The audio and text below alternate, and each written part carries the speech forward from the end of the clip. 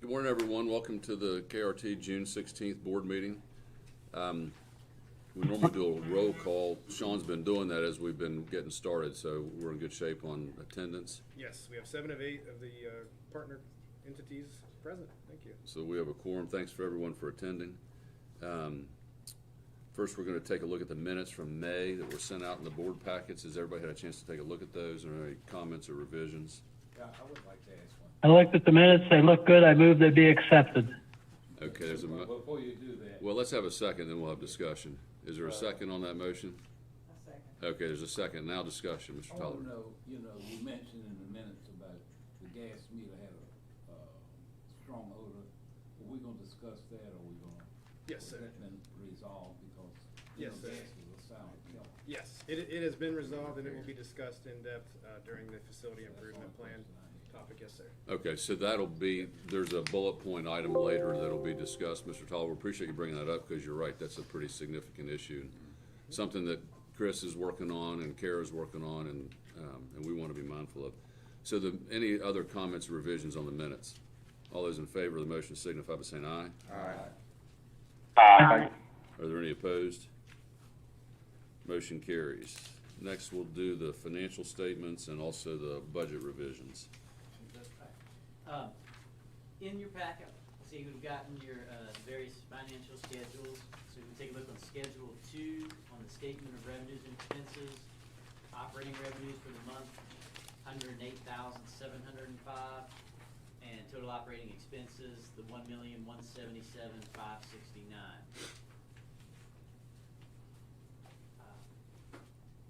Looks a little better on a comparative analysis there on Schedule 3 for the 11 months activity. For this current fiscal year, total operating revenues of the $1,503,947 compared to the previous year's $1,583,676. And on the operating expenses for the current year, it was the $12,343,646 compared to the previous year's $12,405,517.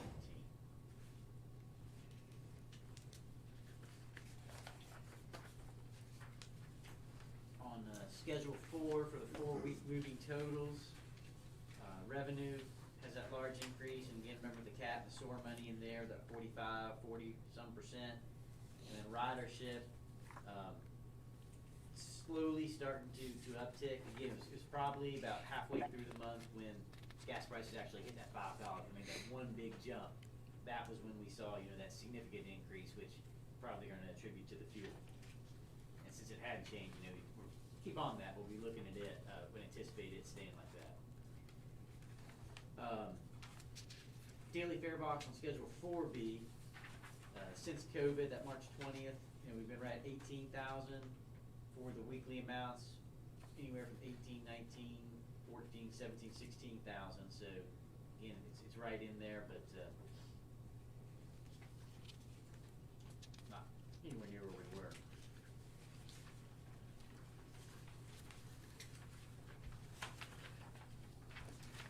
On the 4C for the fare box revenue for May, total of $91,740. And May of last year was $77,328. So if you know, that's 14,000, 15% increase.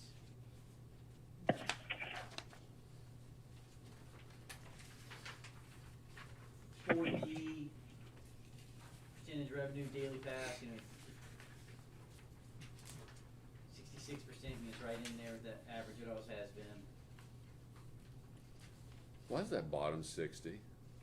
The bottom line of the percentage of day revenue from day passes. Is that a typo? I was looking at that too, that's what I didn't, it's gonna have to be, we'll clean that one up, but, the averages are there, I don't know why. It ought to be like 67 or so. Yeah, that's like a running total from a table you created a long time ago. Maybe? Was it an average of all these averages, or has it come from somewhere else? It's an average of all those averages. But Okay. It's possible it's calculating it from including years past. Okay. Tracking down from that. Also, you're thinking it's a running total since we've kept that number, not just this report. Looked into that one. Okay. Yeah, because it can be.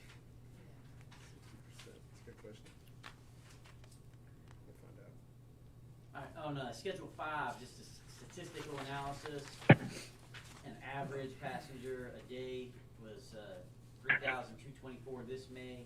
Last May was 2,978, and monthly 82,806 compared to 75,686.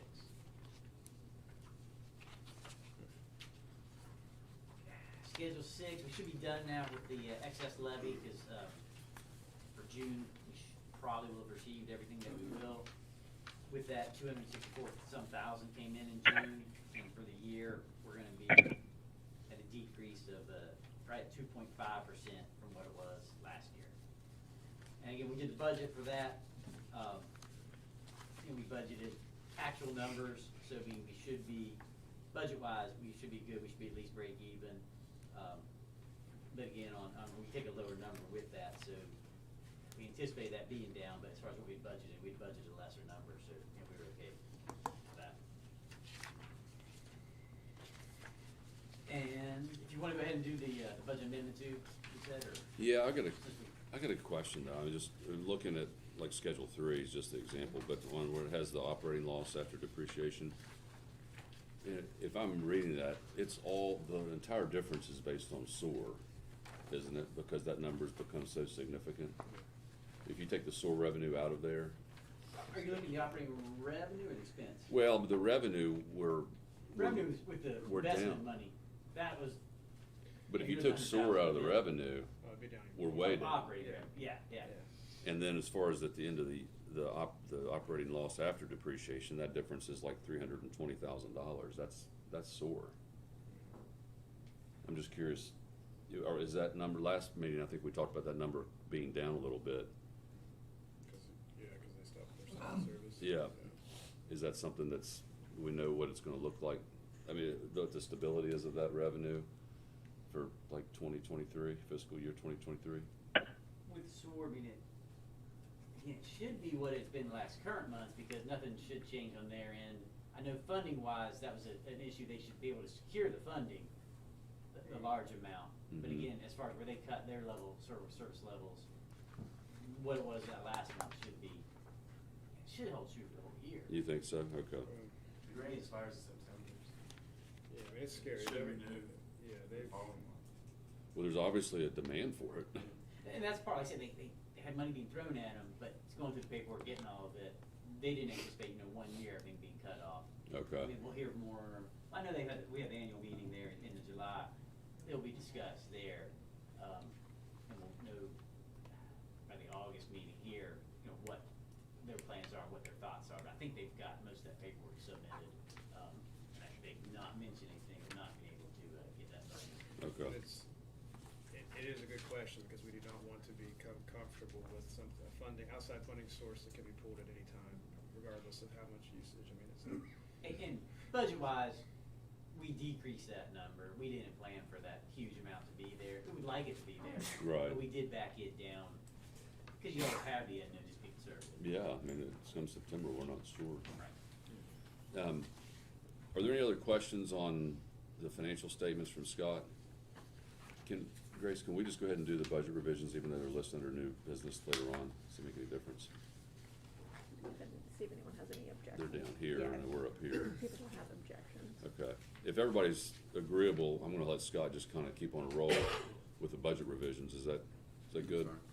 It's the third page in your packet, the amendment package that I gave you this morning. This is just kind of a summary of what we had, which you all had approved back, May last year, where everything's really condensed, those categories.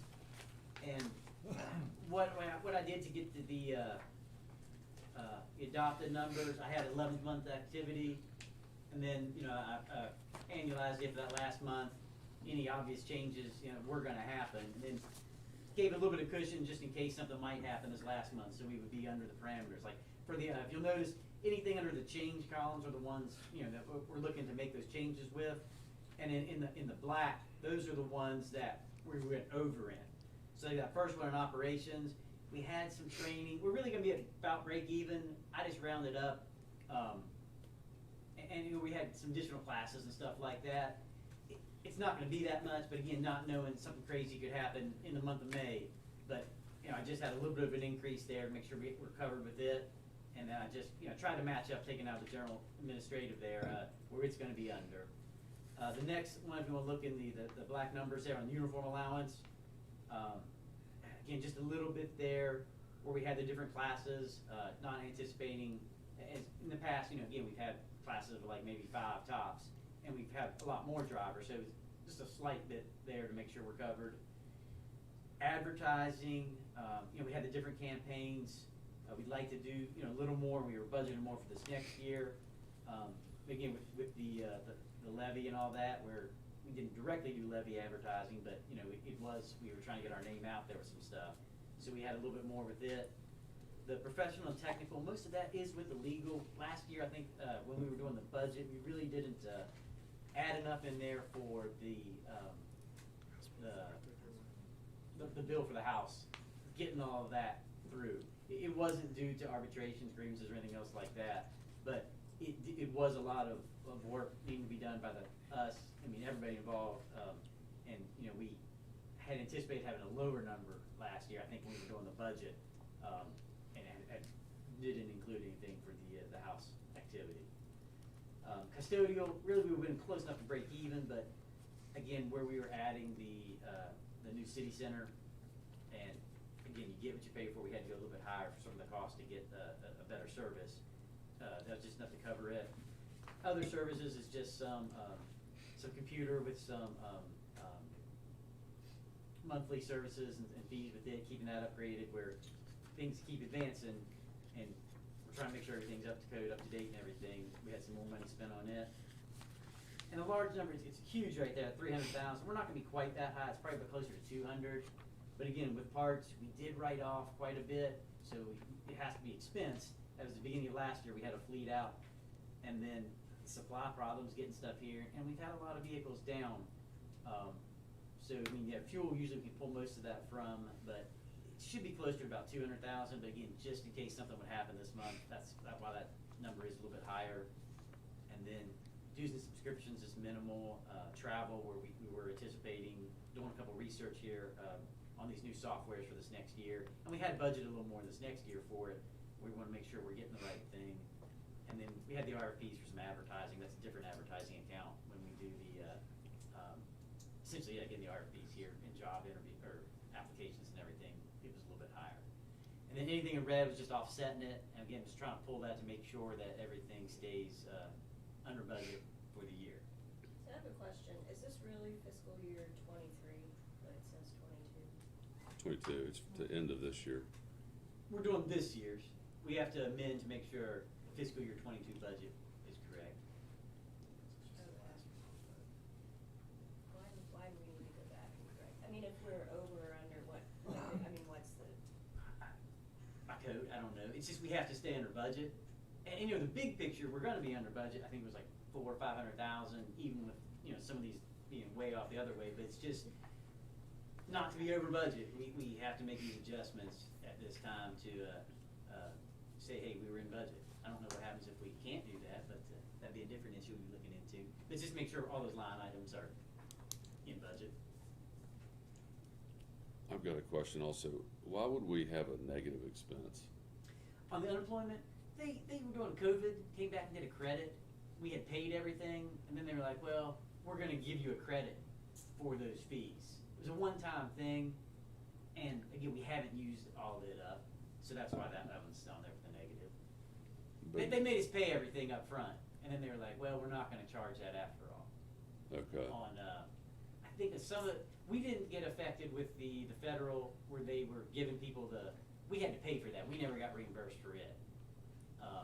Where people took advantage of that 12-week thing. Yeah. This was just with the regular employment, how they were doing the rates and everything. They charged us max on everything, and then they were like, We "We're actually not got a gonna do check that." back? No, they won't give us a check. It's like They- a credit on our account? If we pay, they bill us, but they won't never cut us a check back. They're like, well, we'll just use that over time. So we're billing or charging against that right now? Right. But we would never approve a budget with a negative expense. That just seems kind of Well, we did, we were counterintuitive. planning on a little bit of cost. It's gonna be under budget by far, but, Okay. So that can't be, I can't quite wrap my head around a negative expense on here.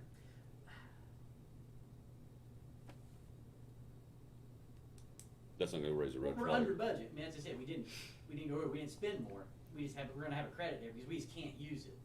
I mean, I don't think it's material enough, for the auditors, we can check with them, I don't think they're gonna need an adjustment for it or anything. They'll just might wanna, their nitpicky thing is, it would be a receivable as opposed to the expense, is the only thing we would reclass it that way. Okay, that's what I was That thinking. was It's what- more like it's a asset. Correct. Rather That's what than I'm an saying. expense. They'll probably wanna show that as a receipt, but it may be lumped in on their numbers. Again, I don't really wanna mess with it if I don't have to, but we'll be able to use that in the future. I mean, it'd be great to say we're not gonna have to use it at all, but again, we usually have about 25,000. We'll probably use it up this next fiscal year. Okay. Any other questions on budget revisions for fiscal year 2022? That does require an amendment to approve the revisions. Go ahead. I make a motion that we accept the budget proposal revisions. Okay, motion by Hicks, a second by Tolliver. Any other comments or questions about the budget revisions? All those in favor of the motion signify by saying aye. Aye. Any opposed? Motion carries. Okay, I think we're on to, where are we? 5. Yep. That's you. We do not have any invoices in excess of $5,000. Okay, and then insurance report. There's nothing to report in the insurance report, nothing changed from last month. Answers any questions? That's a good thing. Yeah. Keep that going. And then are you on operations, Jacob? The CAT report, things stayed pretty much the same from previous month. Sewer receipts down there at the bottom, just a little under 43,000. Year to date, 311,000. A couple of things at the end of operations that Jacob's been working on is there's been some really good stories at KRT lately. One was just yesterday. Sean sent me a text message that had pictures of our buses at a fire scene. It was right up the street. Okay, and so I guess the circumstances, I don't Yeah, know. see- Was there a fire here on Stockton or something? Yeah, it was a fire on Stockton, and Metro called and said, hey, is there any way you guys could send a bus to help cool down the firefighters? And it was, what was really cool was actually one of the drivers sending some pictures of it to our page on Facebook, and we were able to quickly put that up. And it really just showed, hey, again, we preach it during the levy time. We do so much more than just get people from A to B. We're going to show up. We're going to cool down our heroes, and I was really proud of it. Yeah, that's a great PR. Well, and I think that because you've gotten more active on social media, Yeah. that the driver probably thought, oh, this is an opportunity to I was show more- something that yeah. we're doing. As cool as I thought it was that they did that, I also thought it was really cool that the driver thought, hey, let's send this in and get it out to the people. That's And- some buy-in from our employees that, hey, we're going to get good news out. Yeah, and the other thing is, Jacob, if you want to talk about, the big and from every end of the spectrum about how our drivers are helping our passengers. Exactly like Tom mentioned, our drivers do more than, or operators, sorry, because they do more than just drive the bus. But we'll let Aaron speak to a story of how one of our drivers assisted him in his day. I want to address the board and you and Jacob and everybody. For those of you that don't know who I am, my name is Aaron Morris, and I've rode a bus for probably, I guess, about 20 years.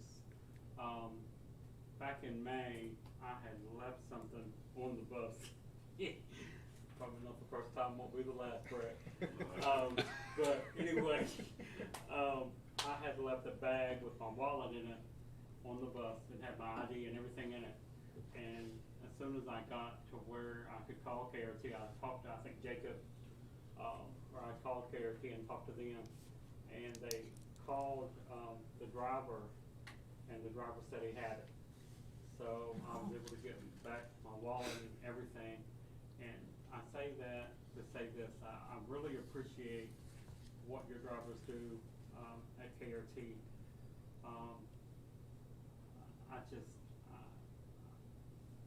I was just really beside myself because everything was in my wallet that day.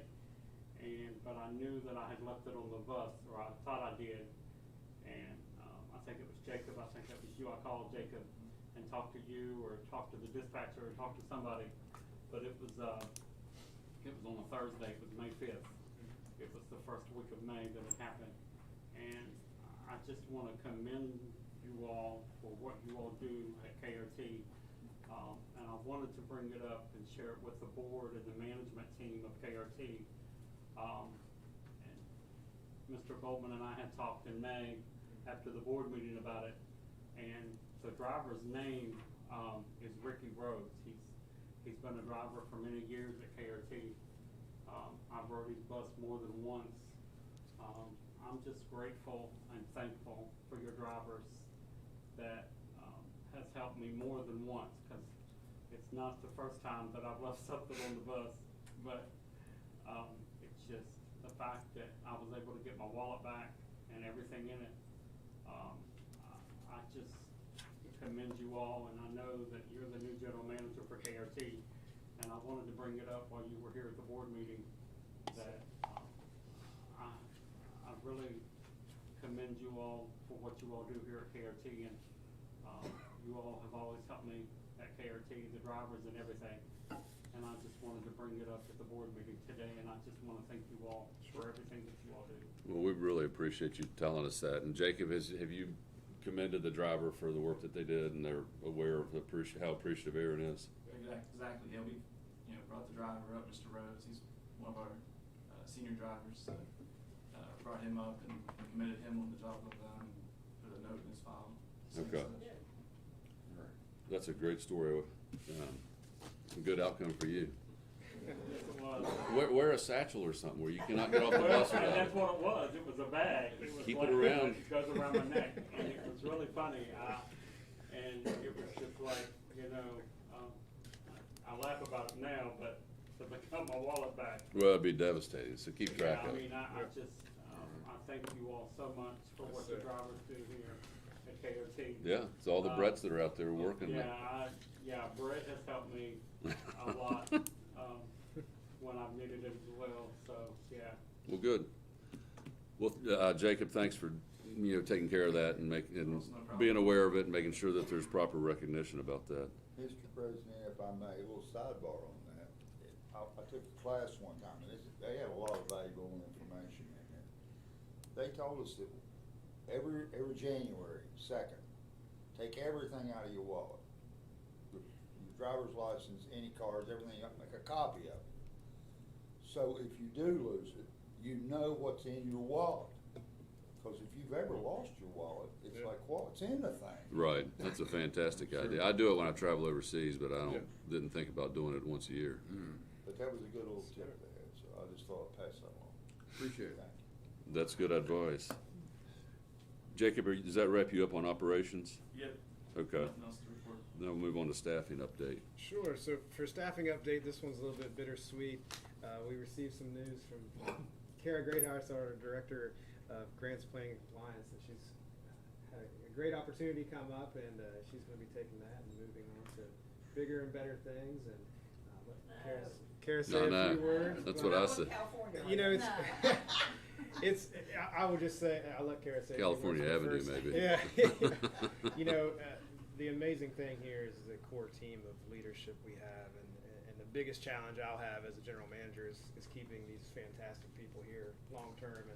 And when Kara mentioned the opportunity that came up, we're just so proud of her and what she's accomplished. Anytime we've asked her to do a task, boom, you blink and she's done with it already. So I can't say enough about how much I've enjoyed the short time that I've worked with Kara, and I look forward to working with her more in the future. And if you can say a few words. I'm actually heading down to across the street from the city center. I'll be with Federal Highways, their West Virginia office. And I'm gonna be a planner down there, so I'll still get to deal with a little bit of transit every now and then. She'll still be able to help point those federal funds our way. So Right. appreciate that. And I'll just add that I'm really sorry to see you go. I hope it's a fantastic opportunity. Wish you absolute best. But I can tell you this, that when Doug brought you on, it was important, very important for us to have you here at that point in time. So even though your time was short, it was a very important transition process for us, and you contributed immensely to it, and I do appreciate that. Yeah, and it's been so much fun just learning more in depth about transit, so I've had a great time. And Kara's sticking around long enough. We're going to do some cross training, and Kurt Zicafus is going to step up and pick up some of the grants stuff.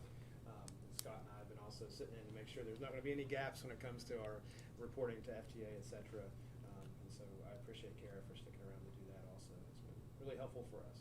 Thank you, Kara. And I'm not going far.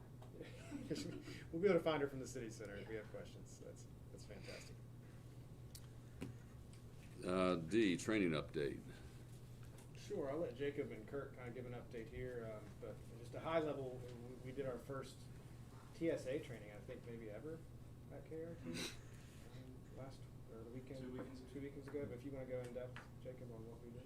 Yeah, TSA came only 6 months ago, kind of started the planning. A couple years ago, we had a relationship with them.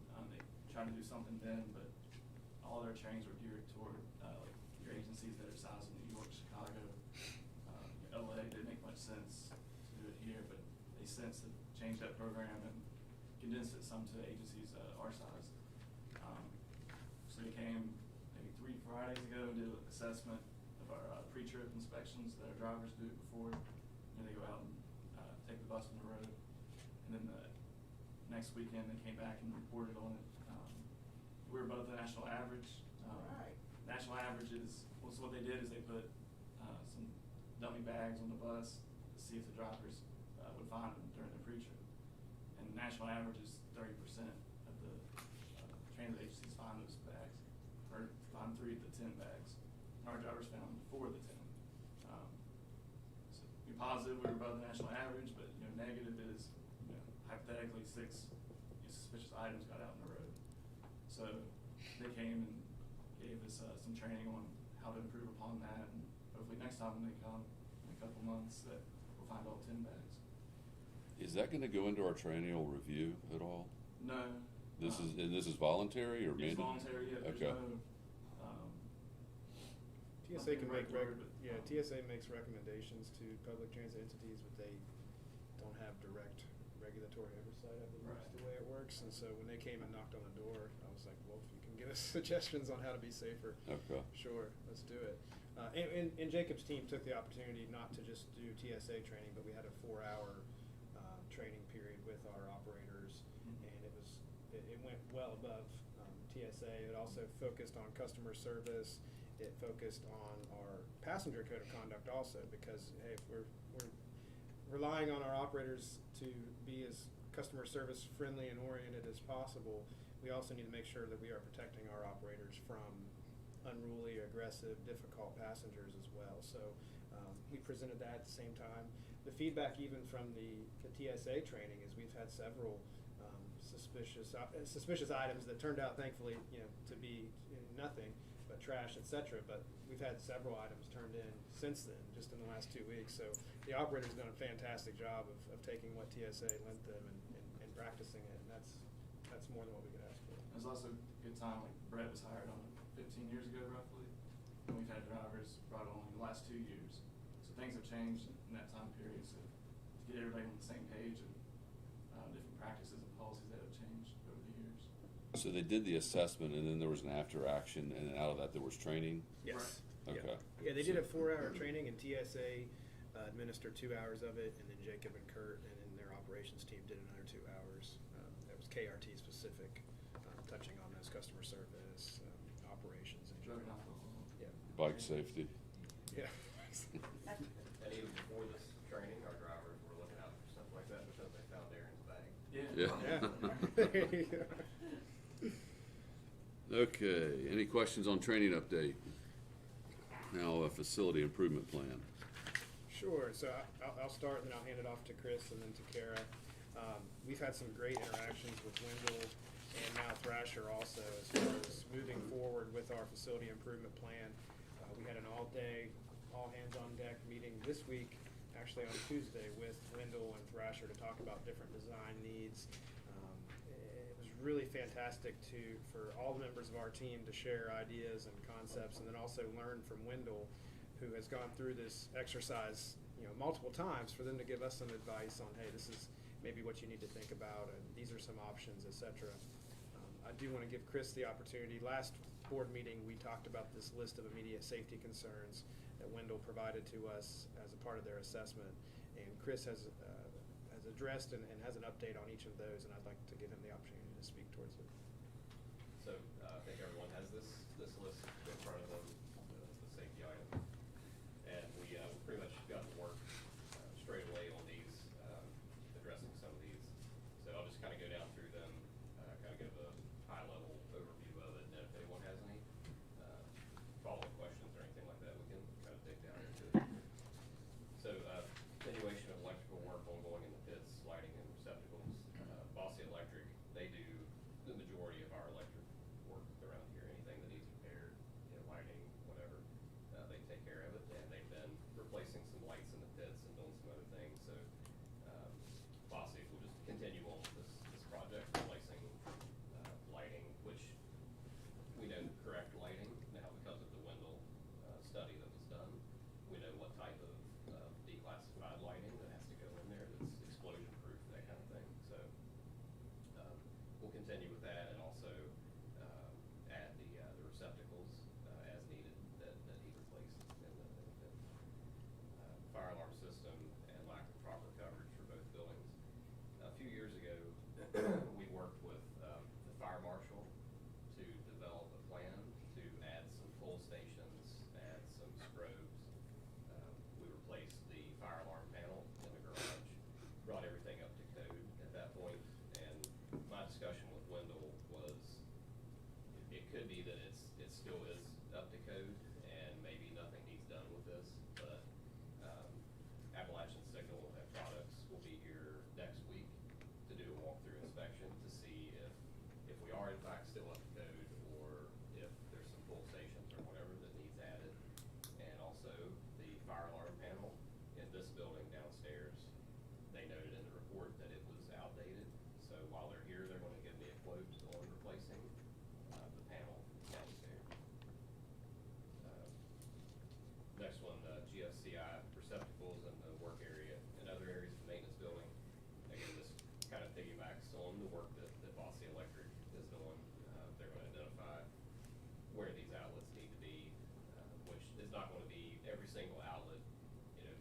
These outlets need to be within so many feet of a water source, food preparation area, stuff like that. So they're gonna identify where they need to be and swap out the regular outlets for GFCI outlets. Emergency illumination and egress lighting. Our whole facility generator takes care of the emergency lighting. So once we lose power, basically all of our lights that are on now come back on. So that takes care of the need to have any type of backup lighting for egress and emergency illumination. What's the delay on that generator coming online? It's less than 5 seconds. And that's satisfactory? Yeah, and again, that was something that the fire marshal looked at when we went through this project a few years ago.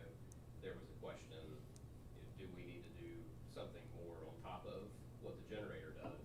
But it sufficed that our generator, since it comes online so quickly, basically it brings everything up the way it is now, so there's no need for a backup to the backup generator. Does Bossy ever kill the power to determine if the generator's working properly? I mean, actually do a live test? It exercises on its own.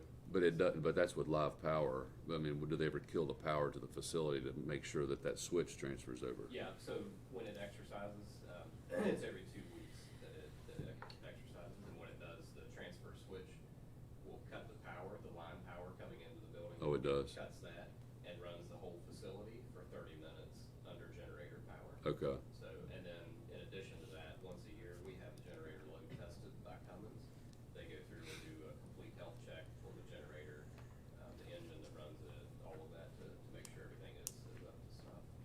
So, but again, the thought process was there's no need to have a backup to the backup, because the backup generator takes care of everything.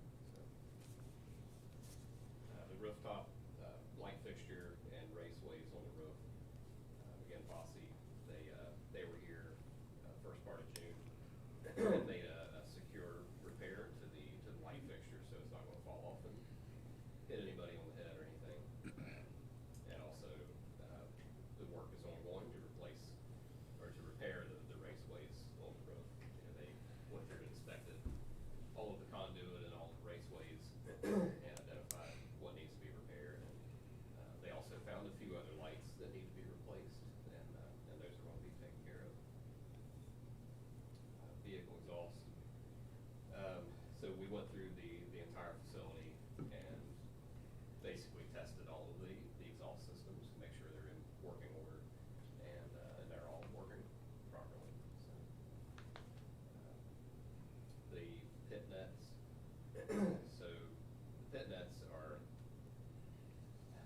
sometimes they can get difficult to be utilized every single time a bus is pulled off the pit, because we have so many buses in and out of the garage. If we have a bus that pulls out and then a bus coming in right behind it, it doesn't really make any sense to have them pull the bus out, pull the net, go park the bus, and then come back in, have to pull the, open the pit net back up, pull the bus on top of it. So they kind of got a little bit lax with stretching the pit nets like should be done. But I've addressed this with my supervisors, and they're going to ensure going forward that they're being utilized as they should be. Ventilation, there's a lot of discussion about that with the pits not being up to code, lack of proper ventilation in the pits, gasoline fumes, things like that. So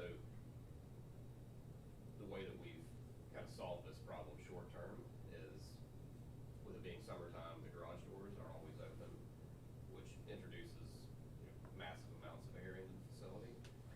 And also because of the temperatures, we always have a lot of industrial sized fans going, and we've placed fans up along the pits. There's rooftop exhaust fans up overhead that we keep going. So we feel like with the doors open, all of these fans going, that is sufficient to take care of the ventilation concerns that they noted here. And then the note below that, I just put C above note because it takes care of the gasoline fumes and stuff like that. So, the natural gas meter that was leaking, Mountaineer Gas was here on the 26th of May and took care of that. They found a bolt that had broken off the regulator on the gas meter, and that's where the gas was coming from. And it wasn't a massive leak. It was just like when you got right up on the meter, you could detect the odor from it. So they were able to install a bypass to where they didn't have to shut the gas off to the building, and they replaced that meter, or replaced the regulator on the meter, which took care of the issue, and then removed the bypass. So it was taken care of again on May 26th. So the roof with standing water, it's the way our roof is designed. It's kind of the nature of the beast that there's a little bit of standing water up there, like right after it rains, things like that, because in places the roof is slightly lower than where the drains are. So in those places, there's going to be an inch or so of water standing until it rises to the point where it can run to the drain. But there was a couple of drains that were obstructed that Tri-State Roofing took care of, and also he squeegeed the standing water off of the roof and took care of it and made sure that it's repaired to the extent possible without doing major repairs to the roof or replacing the roof. So, but he was confident when he was done with his work that there's no safety issues there with large pools or deep pools of standing water that's going to compromise the safety and stability of the building. That was taken care of. Sprinkler heads and piping. So every quarter we have our sprinkler system checked and inspected. That inspection was done on June 1st. The system is functioning normally.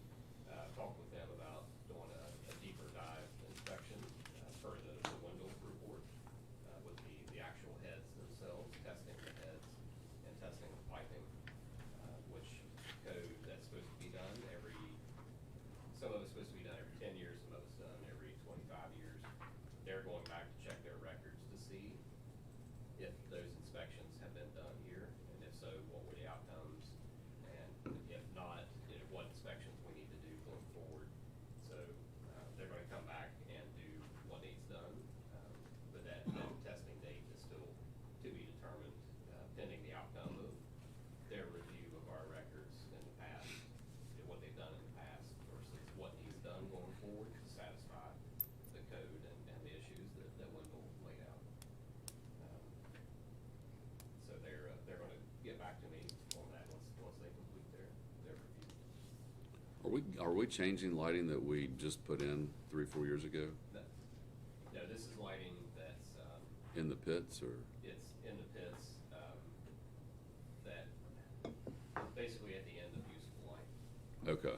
So the LED fixtures that were changed, or the bulbs that were changed 4 or 5 years ago, Yeah, that, some of those overheads will be replaced, yeah, and the reason being for that is the type of light fixtures they are, or that they installed, the ballast, basically the ballasts are bad in some of them. Yeah, so, to replace the ballast, it's more cost effective, to just change out the whole light fixture itself than to just do the ballast and the bulbs. So, the way that the lights are spaced, we're gonna be replacing, like 2 to 1, maybe 3 to 1. So it'll be like two light fixtures that have bad ballast will be replaced by one LED light, so that has a longer lifespan than the lights that were put on. but wasn't the lighting that was, didn't we replace that when that whole facility was changed about 5 years ago? Correct. Okay. But, the issue is. Oh, really? It turned out not to be entirely LED, correct? I It's- mean, it's compact fluorescent, it's the, It's not true LED. Okay. They're T8 bulbs, which. Oh, really? It's not LED. Because LED doesn't require a ballast anyway. Correct. So, Hmm. and they last. yeah, just nature of the beast, you know, the light fixtures that we put up, some of the ballasts are going bad. You know, Okay. so we don't wanna put the exact same thing back in, that's just gonna go bad, you know, again, however long down the road. So we're trying to put in LEDs that will provide more light coverage, and that can replace either 2 fixtures to 1 or 3 fixtures to 1, to minimize cost. And then on the roof, if they squeegee the water off, isn't that only good until the next rain event? True, but he squeegeed the water as part of his inspection, you know, just to make sure that the roof underneath was stable and safe. So he had to get the water off to check to make sure that the drains are draining properly and things like that, so. Is but it still leaking over the parts area? That, they took care of that. So the leak issue is, it's kind of ongoing with that old roof, you know, I'll bet. fix one leak here, you know, another leak will pop up, that kind of thing. So, Yeah. But the squeegeeing the water, that was just part of his inspection and repair process. But again, where he was talking about the, you know, where some of the roof is lower than the drains, he's confident that when it does rain and fill back up again, that the drains are open enough now to where, once it raises to the level where the drain is, then it will drain off and the water won't rise. You'll still have a pool of water, but it'll. Yeah. Too bad. Right, there will still be about an inch or so of water, which he's confident that the roof can handle that. And the only fix really to where there would be no water standing at all would be to replace the roof. Taper it and. Or install more drains, you know, that kind of thing, but we're trying to keep costs minimized pending the outcome of the new facility. Okay. And so I don't remember the original list from Wendell, but have we addressed what they consider to be major concerns at this point, or have a plan to do that? Yes, This- That's what that is, yes. This That is was- their list? Yes. Okay. That's their list, with the red is Chris's response to each of those items. Okay.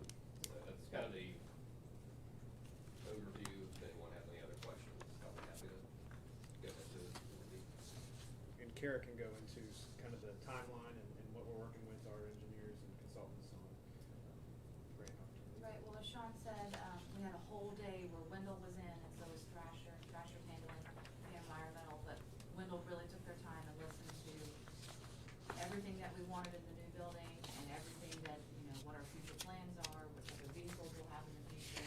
You know, if we wanna look at electric vehicles, if we wanna look at hydrogen. We had a good, long discussion about everything that we want. And so they came up with several different options that they're now gonna go back to the office and come up with a site layout for us.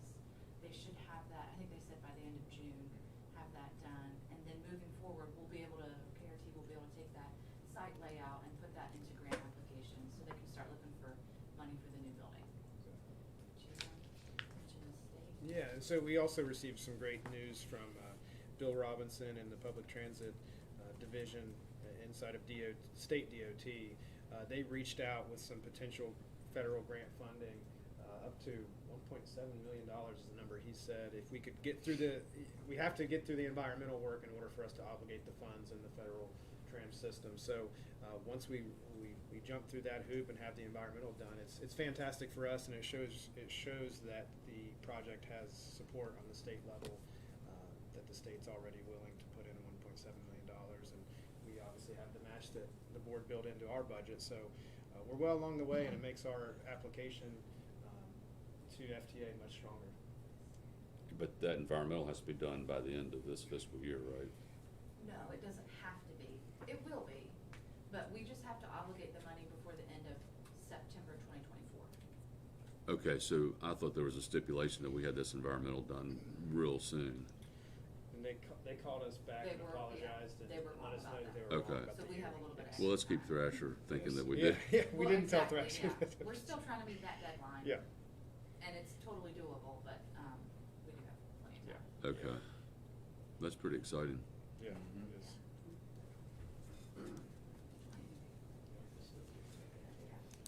And when will they get back? They will get back, and when are they gonna? Wendell is going to have a design feedback for us by the end of this month, so the end of Okay. June is the timeline we gave them, and Thrasher is, I believe, on the same track as Yes. environmentals. Probably a month after that, because they did the site layout just for their documentation. Gotcha. And to the visitation, the one Wendell had done at Lynchburg. Yes. We might be able to go there. Yes, People would be. yeah, we're gonna send a team down to Lynchburg to actually see a facility that was designed from top to bottom by Wendell, and also speak with their general managers and their team about, how happy were they with the process, from start to finish, and they've had a couple of years, I think it's been 2 years. And that was the video that we showed the Yes, board yeah, several meetings ago. so we're gonna go down to that We're gonna site. see that facility. And we're taking that stance, and you'll see that on the next agenda item. Anything that we're gonna spend a substantial amount of funds on, we are going to see it in person. We're going to talk to somebody who's not trying to sell it to us to get feedback moving forward. And speaking of that, are we on to mobile ticketing? Yes, so mobile ticketing, this was brought up in April, and I admit we were a little bit premature on putting it on the agenda. Since then, we've shared with the board the bylaws of this NeoRide group, and this, if we go back just to get you guys back up to speed on mobile ticketing, this is the process of having validators installed on our buses, and those validators give us the ability to let passengers come on and use alternative options than cash. They can use plastic swipe cards, they can use a phone, QR codes, etc. That's really opening us up to really opening our base of passengers as being more user friendly, and also cutting down on the use of our fare boxes, which tend to cause a lot of maintenance issues for us and headaches, and it costs a lot of money down the road. Since our meeting in April where we had this on the agenda, Travis and Jacob have traveled to 2 different properties that have Masabi. Masabi is the vendor with the validators that we are most impressed with, and they are the vendor who is a part of this NeoRide consortium that we presented in April also. This NeoRide consortium is made up of several entities in Ohio and also in Pennsylvania and Michigan, and the concept there is that by joining this collaborative group, the public transit entities who are a part of that group are able to lessen their monthly costs with Masabi for the validator service. So it's kind of, by jumping into this group, we're going to be able long-term to save the money. We could go in this alone, but we're going to pay substantially more for the same exact service. Is kind of the thought there. And since our last meeting, we've also had Grace and her team look over the language in the bylaws, et cetera, to kind of try to come to a sense of comfort with the language. And Grace, I don't know if you want to speak towards that. So the main things that we took, that were noticed in the bylaws, and then Jacob was kind enough to obtain for us the establishing agreement that created NeoRide, I believe back in 2014. A couple things stood out. And I think Jacob was able to get a little follow-up on some of the items, but I think there's one that's a little unresolved. So what we looked with an eye toward is, what is it going to obligate of KRT both now and going in the future? And what was identified is there is an initial monetary contribution to NeoRide. I don't know that we know what it is. It's not clear in the bylaws, it's not clear in the establishing agreement. The language is mutually agreed upon when you are admitted as a member. Now, there is a dues committee within NeoRide, but it's not clear as to what the initial financial contribution will be. The second obligation is there are annual dues, so to speak, to be a member of NeoRide, and that appears to be set when the annual budget is set. So we will know from year to year. The third thing to note is this, and we kind of tried to figure out as much as we could about this. There are references to payments from not only members of NeoRide, but former members of NeoRide. So there is a concept that you could have obligations that post-date your membership in NeoRide. So if you decide to get out, you may still have to pay. Yes, correct. And it's not exactly clear what the obligations would be going after your membership ends. The 2020 annual report, which is available on the NeoRide website, indicates that income from dues for 2020 was $56,467, but we couldn't figure out what the breakdown was, but we have an idea. Send that timeshare inclusion did it, because it sounds like a timeshare. Yeah. Jacob was able to get a little more information about, and I can start quoting this off if you'd like. Yeah. So Jacob was able to find out that initial discussions regarding initial contributions, what was generally ballparked was about $1,000 to $4,000 per year. That's based on ridership. Now that sounds more like membership rather than initial contributions. So I don't. There is no like initial membership contribution, they said. Well, there. All- Yeah, as all I you said, pay is the bylaws say otherwise. Yeah. So that's not clear, but that's definitely referenced in the bylaws as there is an initial fiscal contribution. And then the cost to join the Easy Fare program is $800 a year, but the first year is waived. And then there is an $11,500 one-time member setup, and then the cost of the validators. So that's what we have in terms of set ideas of what the monetary requirements are going to be a member of NeoRide. All agencies are eligible to be members of the dues committee, and the committee can recommend if the dues need to increase or I suppose decrease then. I don't know if they said that. You would assume, yeah, I know, wishful thinking. And it's majority controls when throughout voting on anything with NeoRide, whether it be in the dues committee or the board of trustees, the members.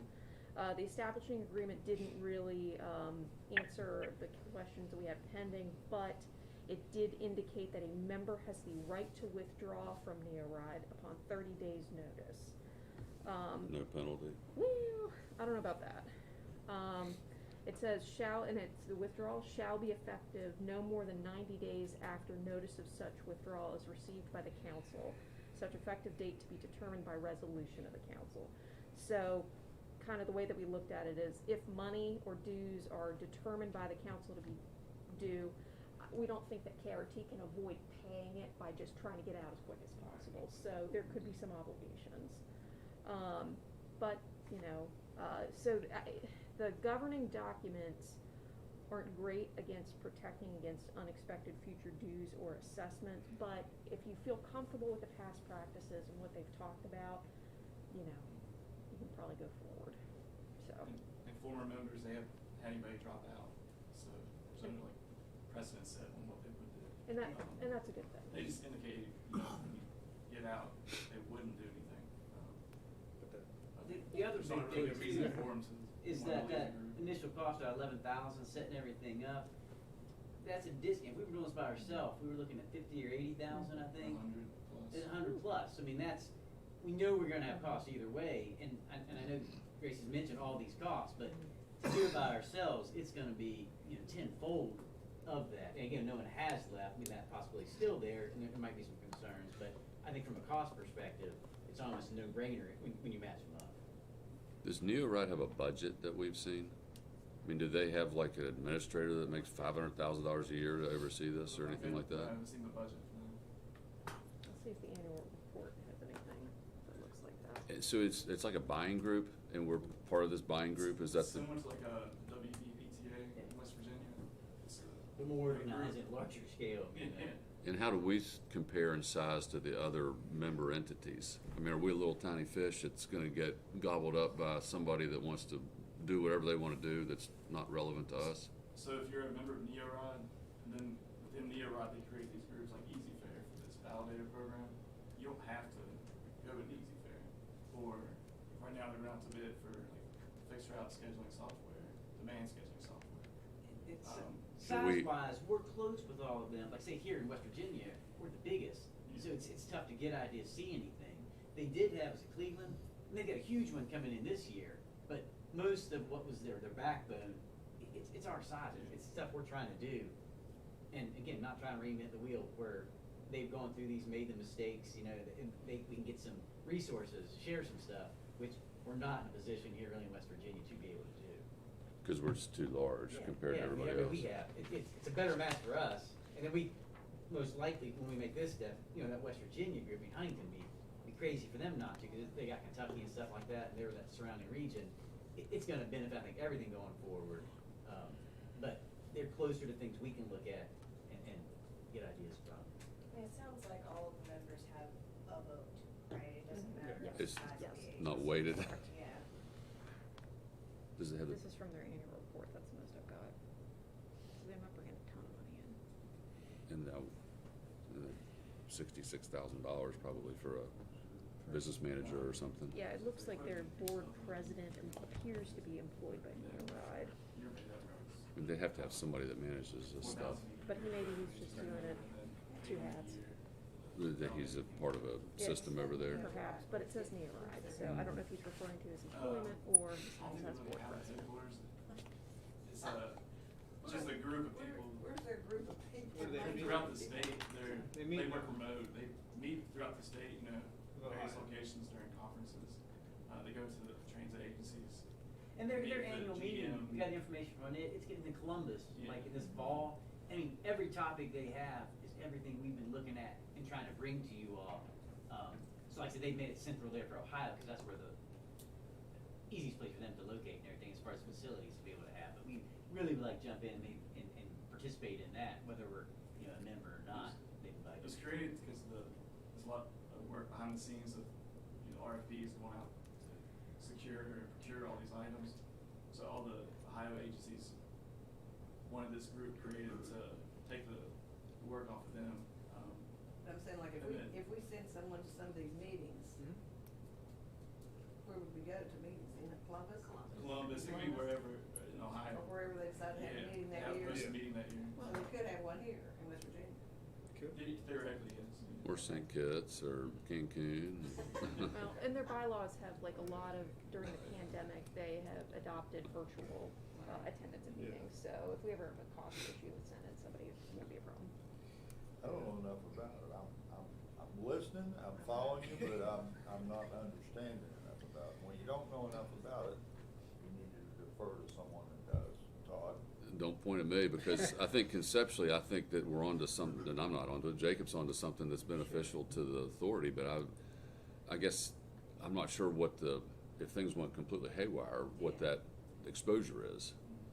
And so is there a potential that the other members could vote for some type of software package that we don't even want, and where it's forced on us? No, because like We don't have to take anything the from the money. validators, like there's more agencies in NeoRide that are using the validators.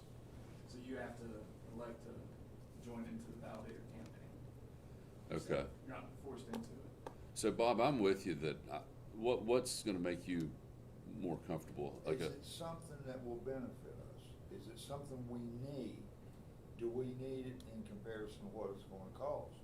That's, to me, is the answer. If it'll help you, then you go for it. If it won't help you, And like Keep Sean looking. mentioned, I think it's gonna take some of the stress off our fare boxes to make them last longer. Oh, man, I Because think they are we need it fare as boxes. far as Yeah. what y'all want to accomplish. Yeah, just how you do And it. I think it's gonna be more cost effective to go with this. If it was gonna cost us $100,000, if we did it ourselves. We knew we wanna go to the The only validator. thing I'm concerned Yeah. with is The language and. is whoever's over this. Yeah. Neo sounds like Nazis to me. That's the reason I was wondering where Yeah, it came from, where it is, where's the, do they have a board of directors? Yeah, yes, they have a board, yes, and we would have a membership on that board. And so, you know, what I think we've seen and what, from Grace's team looking at this is this a perfect, you know, setup as far as bylaws, et cetera? No, I think some public transit entities wrote this system with the concept of, hey, the more the merrier, we can get the same system at a cheaper price.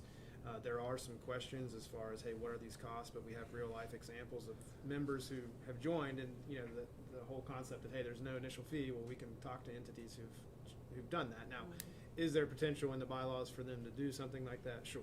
I mean, I do think it's kind of a sloppy bylaw system, but again, at the same time, if we go in this alone, we're going to be paying A lot more. exponential price for the same exact system, and we'll feel a little bit safer. But I think it's great. I think it's good to get into.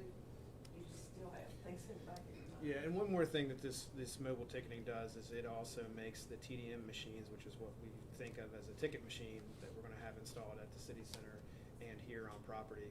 It makes them able to load a card and our passengers go and use them on the bus. So that's huge for us, and that's going to be big for customer service. So we don't have to staff that city center as early and as late, because that's going to be solved with this TDM. And we can't do that until we move towards this validator system in one fashion or the other. You know, I'm not married to the concept of being in NeoRide, but on paper it sounds like, hey, you're saving some money going this route. But I defer to the board every time. And also be able to adapt in the future as far as the type of services we do provide. Have we talked to any of the customers they have now, any of the organizations they have now, and are they pleased, do they have problems? They love it, yeah. They do? Each month they see an increase in passengers using the validators. Where did you- 40% now the passengers are using it at the two agencies we went to. It was Cincinnati and Northern Kentucky were the two agencies. They love it. Jacob went and talked to them. And Travis and I, we toured their facilities, and, saw their maintenance and operation facilities. In your opinion, this is something we could use?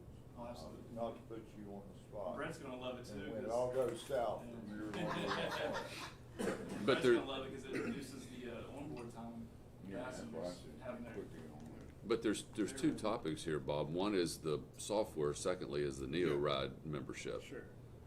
Well, So I there- thought they was tied Well- together. Well, they are, but you're asking about the software, which is fantastic. But then, do we do it through NeoRide or some other means? Is Yeah, we oh, can you we do can. it through another method. Well, you can go direct, but that's where they say the cost is so much more. I don't think we're going to resolve it, but I wonder if you have an hour with a committee, Jacob and Travis or whomever knows the most about this, that's probably the best way is for a small group of people to hear about this in detail. Sure. Do you think an hour would do that? Connie, are you willing to participate in that? Yeah. I'm still gonna blame it on him. It's all his fault. Good idea. Bob, would you do that, Sure. even if it's virtually?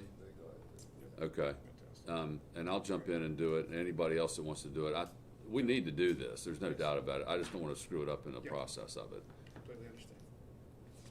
Sean, what do you think? I think you're both right. I think the system itself is the future. We need to do this. Again, how do we do it? How do we best protect KRT, but at the same time be as fiscally responsible as possible?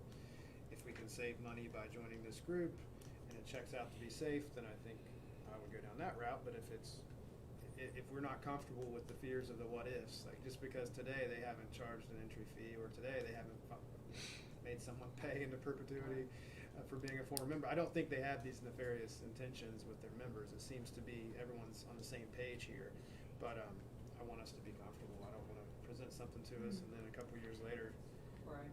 be asking you all for forgiveness because we didn't do our homework enough. So I have no problem pushing it down, and I think getting everyone comfortable with it more. I agree with President Goldman that it's deeper than what we want to cover in a board meeting. So do you want to propose sometimes through an email to the three of us, and we'll get together and do it? Sure. So we will Yeah. That's good. table that item until next meeting, Mm-hmm. and then we're going to move down to 7B. Yes. I will let Kara go over this. This is our RFP for our paratransit vehicles. So we sent out an RFP several months ago, just trying to get, Where is that? some bids on. Does anybody else have it? Yes. Y'all look on the sheet that you should have. Try to get some bids for some new paratransit vehicles. Some of our fat vans are pretty old and they need to be replaced. So we've got two responses, one from Creative Bus Sales and one from Roar Bus Sales. Historically, we bought from Roar in the past. But if you look at those bid prices, Creative Bus Sales gave us two options. The only difference in the options is the seating. And then the, bid price for Roar, they sent us was almost 3 times as much as what Creative Bus submitted. So we had, Chris and Jacob review all of the RFPs, review the documentation, and they scored both, both companies.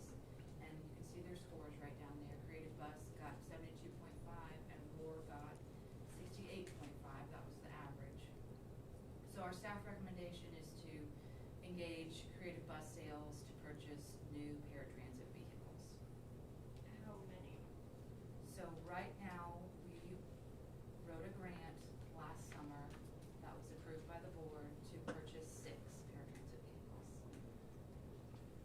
Because the price came in so low, you have the money already set aside, already obligated to purchase more, but I wouldn't recommend that just because of, you don't wanna have a big influx of vehicles, cause then in 5 years, you're gonna have to do the same, and you may not have the money then. Yep. But still go with this low price, we can shift money around in that grant. Why is there such a difference in price? I mean, that's pretty extreme. Well, I think the main reason is, we had an approved equal of, we sent the RFP out for an E350, and those are in short supply. We had an approved equal for an E450, which is a slightly wider van. And that's what Creative Bus sent us, was the E450s. Roar stuck with the E350s. And they're in such short supply, and they're just hard to come by. So I think that's the main reason. So originally this kind of jumps off and catches your attention and you think, wow, how is this the case? One thing that made me feel comfortable is we have purchased vans from both of these vendors in the past. Chris checked out the technical specs and they are, other than the difference of the 350 and the 450, they're technically the same. They're practically the same vehicle with the exception of the seating layout. Okay. And we have bought up buses from Creative. Yes. We Yes. did find the. Yes, they're not a new. And they're still non-CDL Correct. buses. Well, that's the difference in the option. One option is CDL and one option is non-CDL. We would buy the ones that are non-CDL. Okay. These. Well, can I make a motion now? If you're ready. Okay. I make a motion that we accept the Creative Bus Sales. Which option are we asked to approve? I second. Just enter into a contract with Creative Bus Sales. You don't have to select an option right now. Okay. There's not that much of a price difference, so whichever one you all go with, or whoever decides. Yep. I think it's fine. Okay, so there's a motion on the floor. Is there a second? Okay, a second by Hicks to adopt the bus proposal from Creative Bus Sales. Any further discussion? All those in favor signify by saying aye. Aye. Aye. Any opposed? Motion carries. Appreciate everybody sticking with us. We're a little long today. Yep. I think we were short last time, so it all evens out. It's all good. I will stand adjourned. Thank you.